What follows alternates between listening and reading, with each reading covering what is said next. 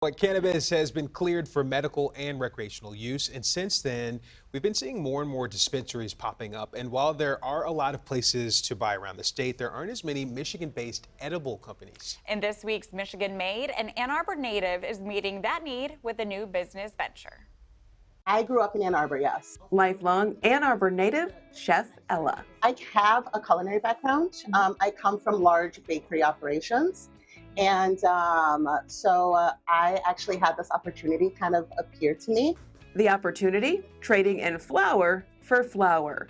As lead baker for TreeTown Cannabis in Ann Arbor. TreeTown is an edible brand, and it is a local edible brand to Michigan. That makes us very rare. A lot of companies that are still around and thriving are typically bigger companies from out of state. And TreeTown is local here to Ann Arbor, and we've been around for the past 5 years. It's a position the chef is happy to hold. I really enjoy telling people like, oh, that's our edible, you know, like we made it with our hands. We developed that. We took so much time on it. In a place she says couldn't be better for Michigan-made edibles.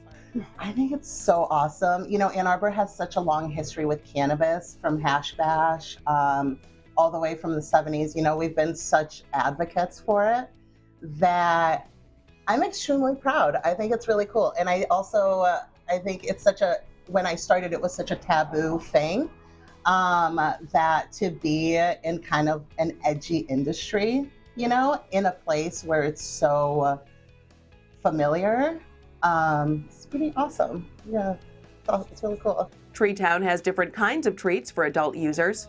It's very detail oriented. All edibles get tested through state licensed labs, and everything has to pass a series of panels of tests. It's a long list, and the potency is the most important part. With no plans of slowing down.